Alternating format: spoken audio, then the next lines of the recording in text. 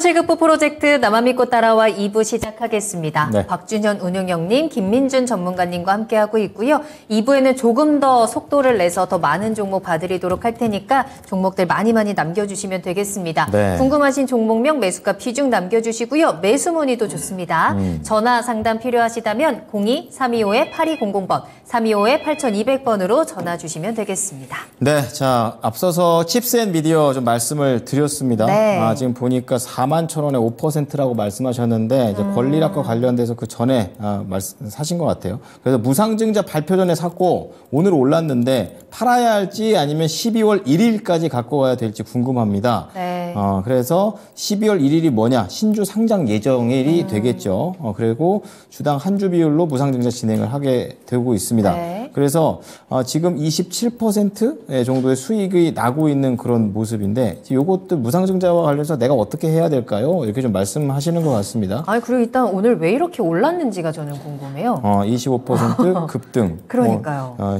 이유가 있었던 건가요? 자, 그 부분까지 좀 자세하게 알아보도록 하겠습니다. 네. 자, 우선 관련해서 김민준 전문가께서는 어떠한 투자 의견 갖고 계십니까? 네, 매도 의견 드렸습니다. 매도 의견이고요. 운영령님은요? 예, 저는 매도 의견 드렸습니다. 네, 두 분 다 팔자고 말씀하셨습니다. 김민준 전문가 내용부터 듣겠습니다. 네, 오늘 올랐던 이유는 뭐 한분 앵커님 질문하셨으니까 네. 자율주행 테마가 오늘 좀 갔고요. 네, 뭐 현대모비스나 LG전자 이런 쪽들이 좀 가서 좀 올랐고 그 다음에 오늘 기관 수급이 좀 대량으로 들어왔습니다. 네, 4분기 실적이 좋을 거라는 기대감 이런 쪽인데 이 기업은 두 가지입니다. 라이센스하고 또 로열티 부분인데 이제 비디오 IP 설계자산 쪽으로 하는 쪽이거든요. 뭐 좀 안정적인 기업이죠. 로열티가 있다 보니까. 근데 로열티는 좀 감소를 했고 라이센스 부분에 대한 YY는 좀 올랐어요. 실질적으로 보니까 AI 시스템 온 칩이죠. SoC 이 데이터 서버 증축 때문에 중국 쪽에서 올랐고 아직도 이제 매출액의 인식 안 된 부분이 175만 달러가 있다고 해요. 그래서 4분기 실적도 우호적일 거라고 하고 지금 예상을 하는 겁니다. 근데 이제 우리 시청자님은 무증을 받으셨어요. 그렇죠. 올해 이 무증 그 트렌드 히트작이 이제 HPSP로 돌아가야 될 것 같은데 그때 주당 4주 배정했지 않습니까? 네. 잠깐 조정받더니 고공행진을 해버려가지고 히트작이 돼버렸죠. 네, 그런 게 연출될지 안 될지는 저는 모르겠습니다. 솔직히 말씀드려서. 그 무상증자 이후에 시내 영역은 모르겠고요. 단지 지금 이제 주당 한 주 무상증자를 받으셨으니까 네. 이 가격이 지금 26,150원이니까 약 52,000원 정도죠. 이 가격 그대로 간다면. 뭐 12월 1일도 변함이 없다면. 근데 과연 이제 12월 1일에 신주 물량이 들어왔을 때 매도가 안 나오겠느냐. 그렇죠. 여기는 좀 신의 영역인 것 같아요. 그러면 지금 원론적인 이야기밖에 좀 드릴 수 없는 게 지금 물량은 좀 정리를 하시고 나머지 물량만 좀 끌고 가든지 무상증자라는 게 결국 이제 주식 수만 좀 변하는 거잖아요. 근데 어찌됐건 회사 입장으로서는 자본 잉여금 가지고 자본금을 전환하는 부분이기 때문에 회사는 굉장히 그 재무 건전성이 있는 거예요. 무상증자를 한다는 자체가. 네. 회계상 무상증자를 하는 기업들은 부실 기업이 없습니다. 당장 그 자체적으로 보게 되면. 근데 좋은 기업이고 영업이익률도 30%대 육박하는 기업이지만 지금 밸류는 부담스러운 수준이거든요. 그리고 이제 12월 1일 되면 아무래도 차익 실현이 좀 예정돼 있기 때문에 우리 시청자님이 기업의 입장에서는 우리가 이렇게 무상증자 자본 잉여금으로 무상증자를 하니 우리 주식을 더 오래 보유해 주십시오. 장기 성장성이 있으니 이런 취지일 테지만 그렇죠. 뭐 매매하시는 분들에게는 또 이게 좋은 먹잇감이지 않습니까? 그렇죠. 그래서 저는 지금 정리가 좀 맞는 것 같고 지뢰 짐작에서 만약에 12월 1일 날 좀 대량 매도세가 출회해가지고 주가가 한 20%씩 밀린다. 이러면 저는 그것도 정리해야 되지 않나 이렇게 정리해도록 하겠습니다. 네, 그러면 그 매도 타이밍 좀 조금 더 구체적으로 잡아주세요. 점점 질문이 어렵게 가는데 저는 이렇게 봅니다. 지금 민준신이 될게 네, 그 차트 모습 좀 보시면 네. 그 일봉이 아니고요. 30분 분봉입니다. 그러니까 지금 날짜를 계산해 보면 오늘은 12월 21일이잖아요. 네. 오늘 뭐 자율주행도 좀 부각이 됐고 뭐 반도체 쪽으로 이제 미래에셋증권, 삼성증권 쪽에서 ETF 상품도 좀 출시가 되면서 반도체 쪽이 몇몇 종목도 우호적이었다고 보는데 저는 이 지금 주가 차트 모습을 보게 되면 사실은 21,000원을 이탈이 안 돼야 된다고 보여져요. 그러니까 지금 이제 급등락이 심한 쪽으로 연출이 될 것 같거든요. 네. 5일선도 오늘 떴고 지금 5일선 가격을 보시게 되면 5일선이 21,600원에 있어요. 그러면 내일 키 맞추기 과정만 봐도 주가는 빠진다는 거거든요. 그래서 그 12월 1일이 다가올수록 이 급등락이 연출될 겁니다. 그래서 저는 이런 부분은 지금 파시게 되면 26,000원. 저쪽은 2만 원에 하신다 치면 네. 우리 시청자님 손해는 아니고 수익이세요. 네네. 대신 장기 투자로부터 좀 해방될 수는 있는 거죠. 그러니까 이거는 딱 결정을 하셔야 됩니다. 나 반은 팔고 다른 데 이거 좀 매수하겠다. 반은 좀 가져가겠다. 이걸 정하셔야 돼요. 그래서 저는 12월 1일에 이탈 가격도 2만 원으로 제시토록 하겠습니다. 좋습니다. 네, 김민준 전문가께서는 이제 바로 또 매도와 관련해서 구체적인 내용들을 말씀을 해주셨습니다. 자, 이번에는 운영료께서도 똑같이 매도인데 어떤 관점이십니까? 네, 저는 조금 좀 올라갈 여리가 있다. 그 이유 자체가 이제 오늘 이 종목이 어떻게 보면 오늘 주가가 이제 급등한 이유 자체 예사가 본래 무상증자를 10월 30일 날 발표했지 않습니까? 예, 10월 30일 날 발표해서 그날 보니까 15% 정도 올라갔다가 종가는 9% 정도 밀렸었어요.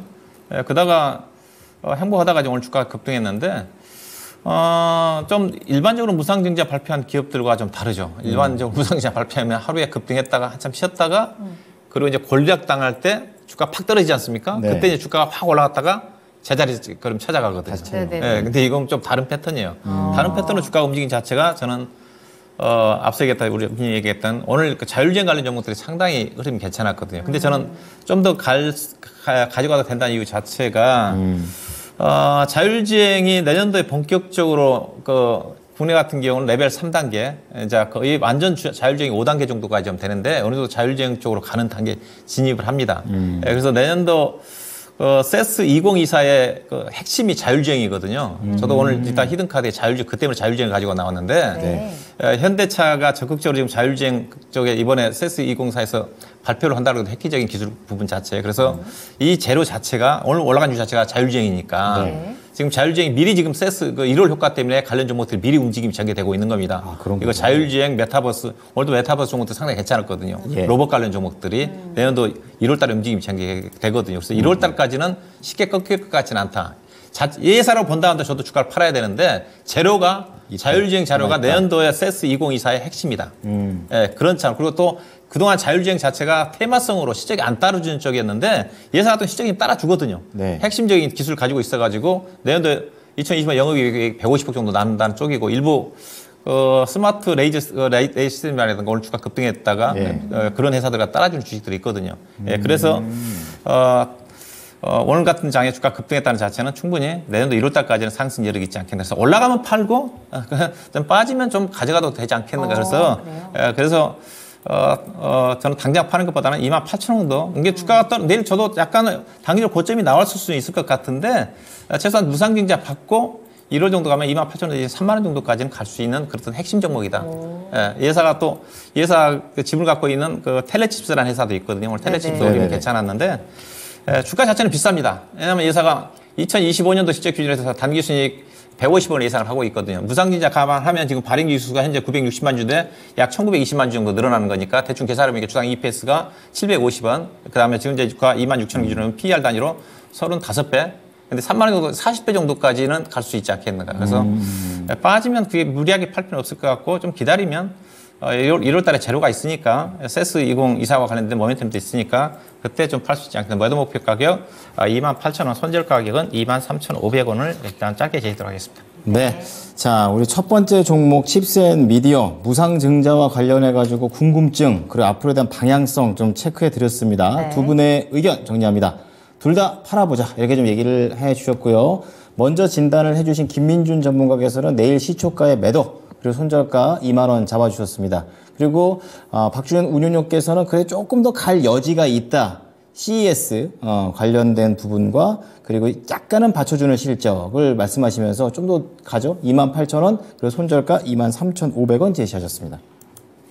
네, 나만 믿고 따라와 스피드 종목 진단 바로 출발해 보도록 하겠습니다. 2부에도 많은 종목들 남겨주고 계시는데요. 저희가 스피드하게 실시간으로 종목 진단 해드리고 있고요. 종목명 매수가 비중 또 어떤 게 궁금하신지 남겨주시고 전화 주시면 조금 더 자세한 이야기 나누실 수 있습니다.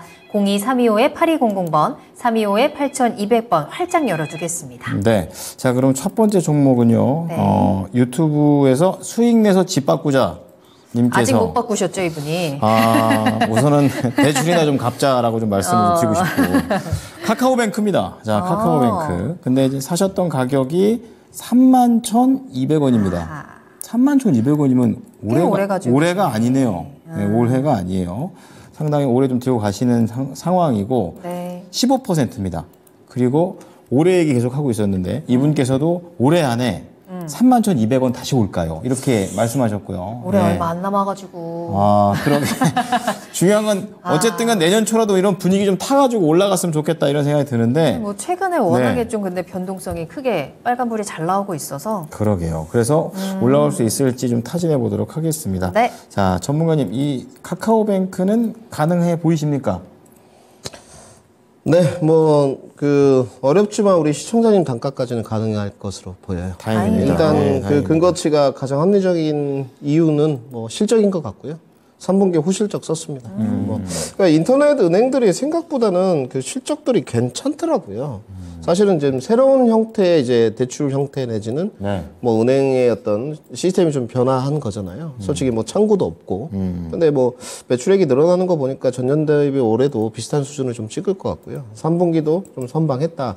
단지 그 DS투자증권에서 내놓은 그 자료에 대해서 저는 이렇게 쓰는 게 맞다고 생각해요. 뭐라고 썼냐면 앞으로 이제 국정관리 체계죠. 이제 카카오 법인 이 판결이 앞으로 4년 정도 걸릴 거다. 당장의 이슈는 아니다. 아까 우리 건설 리포트, 네, 좀 몇 년 걸릴 거다, 그분들은 소송은. 그렇게 안 썼지만 그냥 솔직하게 이렇게 써버렸더라고요. 네. 대법원 판결까지 한 4년 걸린다. 맞는 말 같아요. 근데 알고는 있자 이거잖아요. 네, 그렇죠. 또 이게 재판 지연도 할 수 있는 여러 가지 소송 기법들이 있으니까 그건 이제 변호사분들이 할 내용이고 네. 당장의 이슈는 저도 아니라고 좀 보여져요. 그러면 지금의 이 호실적 기반으로 봤을 때 물론 다른 은행들에 비하면 카카오뱅크 너무너무 비싸죠. 솔직히 말도 안 되게. 다른 은행도 밸류에이션 보게 되면 지금 한 자릿수 때도 상당히 많지 않습니까? 근데 지금은 카카오뱅크가 인터넷 은행주 중에서는 그래도 저신용 대출도 하면서 대장주라고 좀 보여지기 때문에 네. 이 박스권 상단까지는 좀 가능할 것 같고요.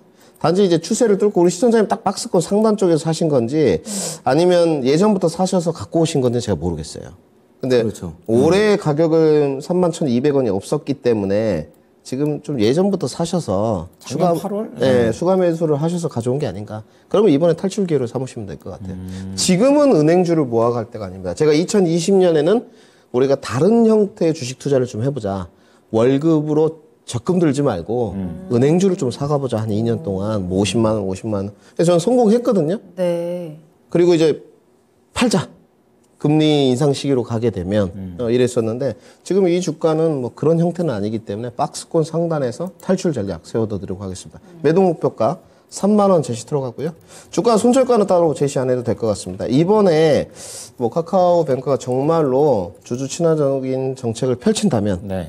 연말 배당 소식까지 좀 돌려온다면 더 좋을 것 같거든요. 저는 왠지 이건 순전히 제 주관적인 판단입니다. 바램 배당할 것 같습니다. 배당할 것 같습니다. 네, 할 것 같아가지고 좀 큰 배당을 할 것 같아서 배당 이슈까지 좀 묻어진다면 상단까지 충분히 오니까 상단에서 매도 그리고 종목 교체 의견 드리도록 하겠습니다. 네, 자 카카오뱅크 목표가 3만 원 그리고 배당에 대한 기대치도 어느 정도 염두에 두고 가셨으면 좋겠습니다. 네, 수익내서 집박구자님이 지금 재개발 들어가는 중이라고 말씀해 주셨는데 잘 할 수 있을 것 같네요. 응원하겠습니다. 화이팅입니다. 네.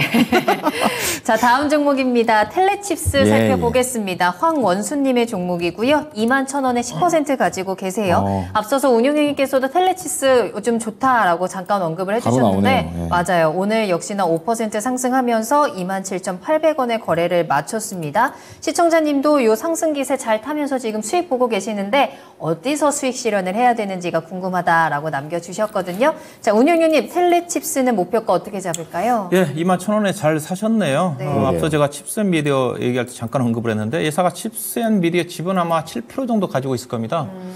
예사가 아마 3분기 때 영업이익이 아마 55억 났고 당기순이익이 아마 100억이 넘어간 걸 알고 있는데 영업이익 대비 당기순이익이 증가한 것 자체는 텔레칩스 지분을 갖고 있으니까 보니까 한 77만 주 갖고 있네요. 주가가 올라가니까 그에 따른 평가이익을 단기순이익으로 잡혔어요. 네. 그래서 예사 때 밸류를 계산할 때는 만약 또 주가 떨어지면 손실이 날 수가 있으니까 단기순이익은 무시하셔야 됩니다. 그래서 밸류 계산할 때는 예사 실적을 평가할 때는 영업이익 가지고 평가를 해야 되는데 예사가 이게 실적이 좋아질 수밖에 없는 게 예사도 이제 자율주행 관련 종목이거든요. 예사는 이제 차량 관련해서 차량 내의 그 디스플레이, 인포테인먼트 여러 가지 정보를 보여주는 이쪽에 들어가는 반도체 칩을 생산하는 회사입니다. 이게 차량용 반도체라고 이제 알려져 있는데 거의 매출 자체가 아마 70, 80%가 현대와 기아자동차에 좀 들어가고 있는 쪽이니까 현대자동차가 잘 팔리고 있고 또 현대자동차의 자동차 전장화 이슈로 인해 가지고 계속적으로 이 분야 자체가 성장할 수밖에 없기 때문에 회사의 어떤 성장은 자동차의 전장화 시장 확대와 더불어서 계속적으로 시장이 좋아지는 구조로 좀 바뀌고 있다. 그 칩셋 미디어와 더불어서 회사도 함께 계속적으로 우상향할 수 있는 그런 종목이다. 그렇게 좀 보시면 될 것 같고요.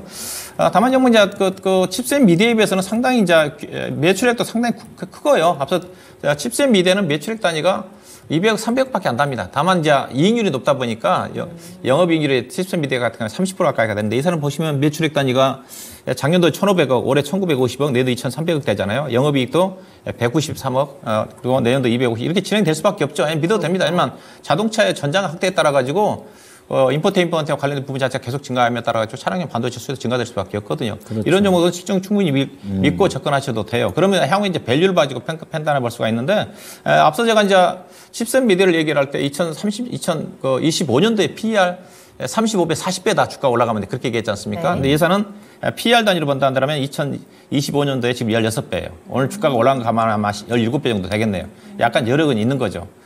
상당히 안정성 있고 또 칩셋 미디어를 또 지배를 하고 있으니까 지배는 아니지만은 지분 7% 정도 갖고 있으니까 네. 그런 어떤 부분도 있는 거죠. 그래서 이 종목은 저는 꾸준하게 앞서 이제 칩셋 미디어처럼 주가 급등하지는 않겠지만 안정적으로 또 급등한 주식들은 또 급락할 수가 있잖아요. 이 종목은 안정적으로 움직일 수 있는 주식이다. 그래서 충분히 이 종목은 중장기적으로 좀 끌고 가도 되는 주식인 것 같고요. 그래서 보유 전략이고 일단 기술적으로는 종목이 밸류로 본다 한다면 이 종목 이제 요즘 시장 자체가 대부분 다 성장주 같은 게 2025년도 시적으로 보고 가잖아요. 그렇게 본다 한다면 2025년도에 주당 EPS가 1,600원이거든요. 1,660원이니까 32,300원 정도까지는 현재 이 시장 여건상 올해 내년도는 더 올라가겠죠. 당연히. 내년도는 이제 2026년도까지 볼 수가 있는 거니까. 그래서 올해 목표 자체는 일단 32,000원 정도가 올해 9월 달에 주가 고점이 33,700원이었거든요. 네. 이 정도까지 현재 차트 흐름으로 봐서는 우상향하지 않겠는 그래서 좀 목표 수익을 높여서 32,000원 정도까지 보유 관점에서 대응이 가능할 것 같습니다. 네. 상담 신청 안 하시고 지금 많이 올랐으니까 팔자 하셨으면 좀 아까우셨겠어요. 파니까 더 오르네 이랬어요. 그러니까 네. 안정적으로 우상향 가능하고요. 32,000원까지 목표가 잡아드렸으니까 수익 더 키워가시면 되겠습니다. 네, 다음은 전화 받아보도록 하겠습니다. 시청자님 안녕하세요. 네, 안녕하세요. 네, 반갑습니다. 자, 어떤 게 궁금하십니까? 예, GST. 아, 네, 반도체 쪽 관심이 있으시군요. 매수가랑 예. 비중은요? 25,000원에 30%입니다. 25,000원에 30%. 예. 9월쯤 들어가셨습니까? 예, 예. 아, 그러시군요. 그래도 2만 원 아슬아슬하게 깰 뻔했다. 그래 다시 올라와서 다행스러운 일인데요. 어떤 게 좀 가장 궁금하십니까? 예, 매수가까지 올라올 수 있나 궁금해서요. 예, 알겠습니다. 최근에 그래도 또 일봉상 또 올라오면서 올라오는 모습도 좀 있는데 좀 이어질지 알아보겠습니다. 네. 김민준 전문가 연결해 드리겠습니다. 잘 진단 받아보세요. 네, 네, 감사합니다. 네. 네, 시청자님 안녕하십니까? 네, 안녕하십니까. 수고하십니다. 네, 일단 시청자님에게 충원, 제가 신화된 도리로서 올리면, 시청자님 이거 이제 기술적인 거 하실 때 있지 않습니까? 그 가격 레인지 범위가 파동 모습이나 이런 걸 많이 보셨어요. 9월에 사셨으니까 이게 좀 그 기술적인 것에 대해서 몇몇 특정 유튜버들이 잘못된 와전된 정보를 많이 전달하는 것 같아요. 네, 그래서 요즘 보니까 이 241선 언저리에서 매수를 하는 사람들이 상당히 많더라고요. 제가 단언컨대 의미 없습니다. 의미 없고 차라리 시청자님이 갖고 있는 노하우에 따라서 다 하시는 걸 추천드리고 싶고요. 일단 그 시청자님이 들어갔던 가격 레인지 범위가 잘못된 가격 레인지 범위는 아닌 것 같습니다. 그러면 그 진입 타점이 타당하려면 다른 이슈에 의해서 종목이 떨어졌다고 말을 할 수 있어야 되겠죠. 그러면 시장님 9월에 매수를 하셨는데 GST가 문제가 있었느냐? 네. 다른 이슈가 있었느냐? 다른 이슈가 있었다는 거죠. 명절 앞두고 앞으로 매크로 변수도 좀 있었고 지정학적 리스크도 이팔 전쟁도 발생이 됐고 우리 시장님은 대응할 수 없는 영역이잖아요. 그러면 우리 시장님은 어떻게 한 거냐? 기관 투자를 잘 하셨어요. 내가 비록 추가 매수할 돈은 없었지만 끌고 왔다. 그죠? 내가 그거 방향성을 분석해서 잘 하셨고요. 우리 시청자님 질문하셨죠? 매수가까지 올 수 있느냐? 올 수 있습니다. 보유하시면 될 것 같고. 단지 그러면 이제 GSD가 이제 스크롤볼 유해가스 장치하고 칠러 온도 조절 장치를 만들지 않습니까? 뭐 온도 조절 장치는 FST도 하고 있으니까 칠러 부분을 이제 팹리크라고 여러 기업들이 좀 있는데 그 스크롤볼과 칠러를 보게 되면 이 종목이 대장주가 맞아요. 네, 주가도 그렇게 비싸지 않고 작년에도 좋은 영업이익률을 찍었고 올해는 근데 뭐 적자는 아니고 한 130억대 1, 2분기 찍었더라고요. 이게 많이 좀 줄어들긴 했습니다. 네. 작년에 569억 찍어가지고 뭐 영업이익률이 어마어마했어요. 18%였거든요. 올해는 뭐 그렇게까지는 안 될 것 같고 지금 1, 2분기 합쳐서 157억 찍었거든요. 뭐 많이 나오면 한 300억 정도? 확실히 좀 감소될 수밖에 없는 거고. 그럼 앞으로 전망이 좀 어떨 것이냐. 이제, 번웨트 장비라는 여기서 이제 최초로 국내에서 한 건데, 그, 스크롤볼 장비도 여러 가지 형태군이 있습니다. 5가지 형태군이 있고, 칠러도 5가지 형태군이 좀 있는데, 거기까지는 너무 어렵고, 제가 봤을 때 어찌됐건 반도체에서 발생된 유해가스를 LNG 연소 과정을 통해서 없앤다 이런 거거든요. 그러면 유해가스를 없애는 이유가 뭘까? 생각을 해봐야 되잖아요. 유해가스니까 없애야 되는 거 아니에요? 네, 너무 일차원적인 상황이셨고, 네. 성능을 죄송합니다. 향상시키기 위해서. 대명제가 탈탄소라는 이럴 거죠. 수가. 아, 환경? 그렇죠. 탈탄소라는 거죠. 이제 유해가스가 배출되게 되면 공기도 많이 오염되고 해야겠어요? 사람들에게도 안 좋지만 이제 탈탄소라는 대명제 아래 제가 봤을 때는 이 반도체 기업들이 네. 디스플레이 그 공정 과정을 갖고 있는 기업들이 스크롤볼과 칠러는 계속적으로 늘려갈 수밖에 없는 것 같습니다. 특히 스크롤볼 쪽은. 그래서 저는 그렇게 앞으로 지금은 경기 침체라서 전방 산업이 좀 안 좋지만 공정 과정을 좀 지켜보고 탈탄소라는 대명제 아래 본다고 하면 유해가스 장치들은 계속적으로 매출이 좀 늘지 않을까 이렇게 판단을 좀 하고 있고요.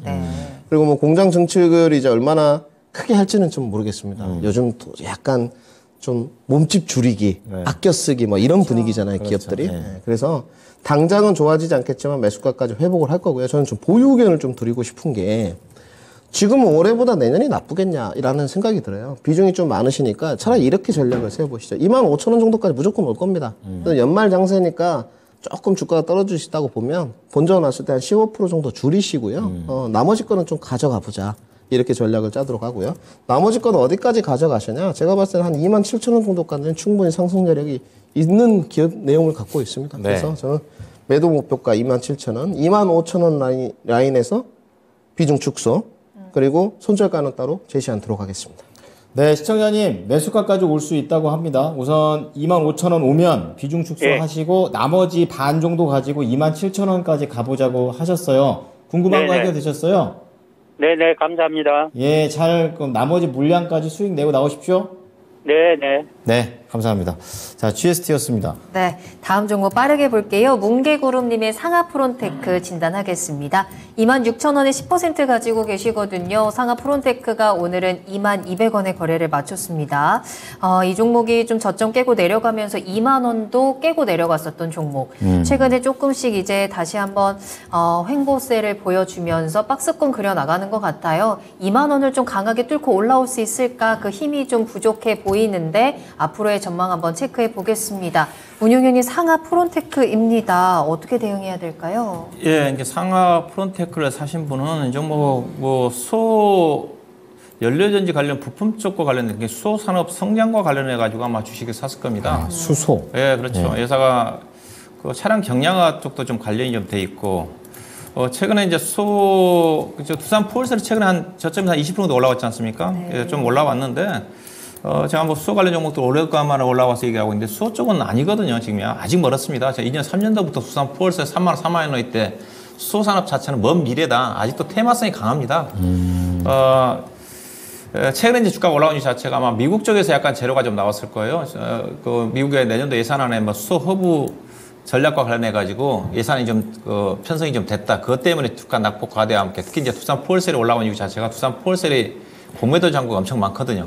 예, 그 부분도 영향을 미친 것 같아요. 그래서 두산 포울셀이 올라오면서 다른 종목도 약간 좀 따라오고 있는 쪽인데 오늘도 두산 포울셀이 흐름이 나쁘지 않은 걸 알고 있는데 이게 상가 프론테크는 올라와야 되는데 못 올라가잖아요. 상대적으로 더디죠. 그렇죠. 주가가 많이 떨어졌음에도 불구하고 예, 그렇다고 보시면 됩니다. 그래서 이럴 때 어떻게 보면 탄력적으로 주가 좀 올라와야 되는데 후반주라고 좀 보시면 될 것 같고 그래서 결국은 실적이 안 따라주니까 예산은 분기단 영업이익 20억대예요. 거의 뭐 매출액도 지금 2018년도 매출액 1,800억인데 작년도도 1,800억이고 올해도 아마 딱 지금 3분기까지 봤더니 작년 수준인 것 같아요. 분기별로 딱 지금 450억대가 딱 세팅되어 있잖아요. 딱 정해져 있고 매출액도 딱 정해져 있고 성장하는 회사가 아니라고 보시면 돼요. 그래서 잘못 사셨어요. 잘못 사셔서 26,000원에 사셔가지고 워낙 높게 사셨는데 이거는 쉽지 않아 보입니다. 쉽지 않아 보여서 좀 시간이 많이 필요할 것 같습니다. 다만 이 종목은 재무 내용 자체가 워낙 탄탄해요. 그래서 문제는 없어요. 부채도 한 95%밖에 안 되는 회사가 꾸준하게 그래도 매출액은 증가되지는 않겠지만 안정적으로 이익을 분기 단위로 20억, 30억 정도 연간 단위로 100억에서 한 120억 정도 영업이익에 단기 수익 7, 80억 내는 회사니까 다만 비싸다는 거죠. 보시면 시가총액이 3,200억이고요. 3,200억이고 회사가 지금 작년도 주당 EPS가 60원, 70원이지 않습니까? PER로 따지면 몇 배예요? 거의 뭐 50배, 60배입니다. 50배, 60배 되는 주식이 가겠습니까? 못 갑니다. 그러니까 앞으로 이 종목은 계속 고생할 수밖에 없어요. 시장이 형성되더라도. 다른 종목들 10% 올라갈 때 이 종목은 3%, 5% 올라갈 거예요. 그러니까 더디게 갑니다. 추가 매수는 비중이 다행히 10%밖에 안 되니까 그냥 가지고 계시든지. 개인적으로 이 종목은 올해 목표 주가는 개인적으로 22,000원 정도. 내년도 시장이 형성이 되면 워낙 많이 빠졌기 때문에 제가 부정적으로 얘기한다 하더라도 23,000, 4,000원 정도까지는 갈 수가 있습니다. 매수가까지는 기대하지 마시고 올해 목표 주가는 아마 22,000원 정도, 내년도 목표 주가 자체는 올해 이제 9월달 정도에 형성됐던 가격대 23,000, 4,000원 정도 되는 거니까 이 정도까지 여유가 있으시면 가져가시고 그렇다고 해서 추가 매수하지 마시고 그 자금이 있으면 돈이 있으시면 다른 종목 쪽에 투자하셔가지고 이쪽에 손실 부분을 만회한 전략이 필요하지 않겠는가 보이고 단기적으로 1차는 22,000원, 2차는 24,000원 제시하도록 하겠습니다. 네. 완전한 상승 그리고 완전한 수익으로의 전환은 조금 어려워 보입니다. 시간이 많이 필요할 것 같고요. 목표가 전해드렸으니까 손실을 줄이는 것으로 한번 대응해 보시면 좋겠습니다. 올해 22,000원, 조금 더 길게 24,000원까지 잡아주셨네요. 네, 다음은 김민준 전문가 팬이라고 자처하시는 분께서 올려주신 종목 바로 김민준 전문가한테 여쭤보겠습니다. 신명숙 님께서 올려주신 내용 HLB입니다. 사신 가격이 34,650원에 비중은 15% 이런데요. 34,650원이면 뭐 거의 한 봄에 이럴 때 좀 사시지 않으셨을까. 이제 그 이후로는 연말로 갈수록 약간 그때보다는 좀 많이 힘이 좀 떨어져서 계속 횡보하고 있는 그런 흐름이 나오고 있어서 최근에 뭐 거의 매수가 근처까지 갔다가 다시 내려가고 있는 내용입니다. 자, 오늘 시장도 좋았는데 한 0.4% 상승에 그치는 그런 모습인데 다시 한번 매수가 또 그 이상도 가능할지 알아보겠습니다. 네. 팬 관리 들어가셔야겠습니다. HLB입니다. 뭐 팬심이 있는 건 있는 거고 감사할 따름이고요. 네. 부족하지만 열심히 분석해 보겠습니다. 객관적으로. 네. 저희가 올해 그 제약바이오 그 배우에 선다 할 때가 9월이었던 것 같거든요. 네. 8월에. 그때 했던 쪽이 올해 바이오 시밀러로 주목해야 된다. 그리고 이제 이중항체에서 ADC로 넘어간다. 당연히 알테오젠과 레고캠바이오. 그리고 임상실험에 이슈가 있는 쪽에서는 한올바이오파마. 그다음에 한미약품. 그리고 이제 삼바 셀트리온 그룹주. 요렇게 갔거든요. 뭐 유한양품에서. 그중에서 주가가 못 간 게 이제 HLB가 있습니다. 네. 그러면 HLB에 이제 우리 시청자님 아시겠지만 모멘텀 뭐냐. 뭐 긴 시간을 할애하면 진짜 1시간 설명해도 부족할 것 같은데 역시나 이제 FDA 승인이지 않습니까? 네. 이 부분이 이제 내년으로 예정이 되어 있습니다. 이제 우선 신사 대상에서는 제외가 됐지만 그래도 내년 이제 4월 정도 되고 있고 FDA에서 중간 결과 리뷰에 대해서 이제 진양군 회장이 또 발표를 했어요. 예. 추가 제출 서류가 없다. 제가 또 그때도 말씀드렸지만 FDA에서 그 심사위원이 많지 않습니다. 뭐 10명 채 안 돼요. 그때도 들었어요. 네. 몇 명 안 되더라고요. 네, 그때 이거는 그님한테도 말씀을 드렸지만 근데 결국은 이 종목에 못 갔던 이유는 한 가지였습니다. 공매도였습니다. 그리고 이제 지금도 뭐 시장 조성자나 유동성 공급자가 매도를 하고 있고요. 사실은. 그런데 저는 이렇게 보고 있습니다. 제조업을 갖고 있는 쪽들은요. 나중에 이제 가게 되면 영업이익률이 뭐 좋아봤자 30-40%예요. 근데 신약은 70%, 80%, 90%도 가능합니다. 네. 가능해요. 그래서 저는 SKU 바이오팜을 향후에 좋게 보는 쪽이고요. 신약. 네. 그러면 이제 리보세나님이 이제 2호가 될 수 있고, 늘 말씀드린 이제 HLB는 그러니까 셀트리온 그룹주를 진양권 회장한테는 죄송하지만 약간 닮아가고 있어요. 수직 계열화를 갖추기 위한 노력을 했고, 뭐 다른 법인들 기업들 합병 인수도 했고요. 그러니까 딱 구조가 딱 맞아요. HLB 생명공학 뭐 HLB 제약, HLB. 그리고 이제 코스피 이전 상장에 대한 풍문도 보고를 했어요. 네. 이런 게 약간 소통은 잘하고 있는 것 같아요. 한국투자증권을 선택해가지고 다양한 방법으로 강구를 하고 있다. 근데 제가 봤을 때 좀 빨라요. 셀트리온 그룹주처럼 실적이 완벽하게 확보되어 있는 게 아니니까 저는 제가 봤을 때 내년에 신약 통과가 되고 나고 어느 정도 이제 국내 판권을 갖고 있으니까 매출액이 잡히고 영업이익이 돌아서고 나서도 안 늦다고 봐요. 그러면 굉장히 좀 안정적으로 HLB는 흘러가겠죠. 네. 그래서 지금은 공매도가 정지된 상태니까 보유하시는 게 맞고 제가 말씀드렸어요. 이 종목은 3만 원 이탈을 하면 추가 매수를 해볼 만합니다. 단지 이제 신약이 허가가 떨어져서 통과될지 안 될지는 알 수 없어요. 그렇죠. 네. 단지 그거에 대한 기대감이 올라갈 수 있는 그 단계. 그거는 날짜가 다가올수록 폭발적으로 들어올 수밖에 없다. 그럼 외국인들 그렇게 움직이고 있느냐? 그렇게 움직이고 있습니다. 실질적으로 이번에 누적 외국인 매수를 보게 되면 공매도 정시 전에 거의 없었어요. 볼 게 없었죠. 수급 장세인데 이번 달만 430억이 들어왔어요. 이게 이제 쇼커버링인지 자체적으로 이 주가에서 산 건지는 제가 알 겨를이 없지만 네. 수급 자체도 개선이 되고 있어요. 그래서 이 주가의 이제 기술적인 부분은 우리 시장의 단가를 넘어가야 됩니다. 36,000원에 안착을 해야지만 퍼포먼스가 나올 수 있는데 지금은 강력하게 보유 의견을 드리고 싶고요. 기술적으로 망가진 부분은 없습니다. 박스권 하단을 28,000원, 9,000원 보면 되고 상단은 36,000원, 7,000원 보면 됩니다. 저라면 상단 돌파까지 한번 노려보겠다. 신약이 통과가 되든 안 되든 그 기대감에 따라서 갈 수 있는 주가 포인트는 1, 2차 목표가 나눠드리겠습니다. 1차는 4만 원, 2차는 4만 5천 원 제시 들어가고요. 그 이후에 이제 퍼포먼스는 거래량이나 이런 걸 보고 판단해야 된다 해서 저도 저만의 시크릿으로 감춰놓도록 하겠습니다. 자, 신명수님께서는 두 개의 목표가, 그리고 손절가도 알아가셔야겠죠? 4만원, 4만 5천원, 그리고 손절가 28,000원에서 29,000원이라고 하니까 참고하시기 바랍니다. 네, 다음 종목입니다. 고재관님의 종목인데요. 드림 시큐리티 가지고 계시는데 일단 매수하신 가격은 3,385원이고 비중 5% 담으셨어요. 기술적 반등을 노리고 들어갔다라고 질문을 주셨거든요. 그렇군요. 이 종목이 이제 최근 들어서는 양자 컴퓨터, 양자 암호 이쪽으로 좀 주목을 받으면서 좀 변동성이 크게 나왔고 저는 그래서 이 종목은 좀 테마의 성격이 있지 않나라는 생각을 하는데 지금 구간에서 기술적 반등을 기대해봐도 괜찮은 걸까요? 이거 그 재료가 나와야 되겠죠. 이거 재료는 이거는 예산 이제 보안회사니까 공공 기반 중심의 그 PKG를 중심으로 해가지고 보안회사거든요. 근데 예사가 보시게 되면 매출액이 상당히 많은 이유가 보안회사지만은 본업 자체는 보안회사지만은 예산에 별도로 보게 되면 매출액이 300억짜리예요. 근데 연결로 보시게 되면 매출액이 얼마예요? 작년도 기준으로 2,200억입니다. 그러니까 본업 자체는 매출액이 300억인데 연결로 2,200억이다 그러면 자회사가 이 회사 실적을 다 반영을 하고 있다고 봐야 되는데 그럼 자회사가 어떤 회사냐? 네. 렌탈 회사가 있습니다. 한국 렌탈이라는 회사가. 네. 그 회사가 조금 알짜예요.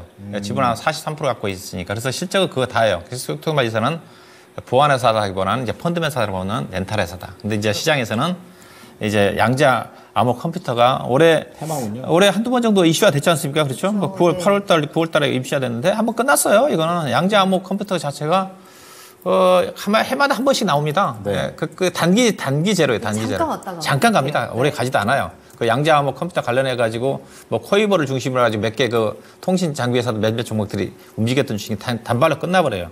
그거 외에는 종목 주가가 올라갈 이유가 없어요. 왜냐하면 회사가 주가가 지금 시가총액 1,700억짜리 회사거든요. 영업이익 250억원에 단기 수익 한 100억대니까 아마 3분기까지 보니까 단기 수익 120억 나왔네요. 그래도 PER 단위로 따지면 지금 16배니까. 그래서 보안 관련해가지고 다른 이슈, 또 양자 컴퓨터 이슈 자체가 정말로 나온다 그러면 한번 10%라든가 한번 움직였다가 밀릴 수가 있는데 그걸 기대하기는 어려울 것 같아요. 한번 나와버렸잖아요. 그래서 세 번째 나오기 쉽지 않다고 봐요. 그러면 이거는 차트로 봐서는 꽤 손해볼 주식은 아닌데 이게 3,385원 약간 매수 가격이네요. 저는 좀 매도하시라고 전해드리고 싶어요.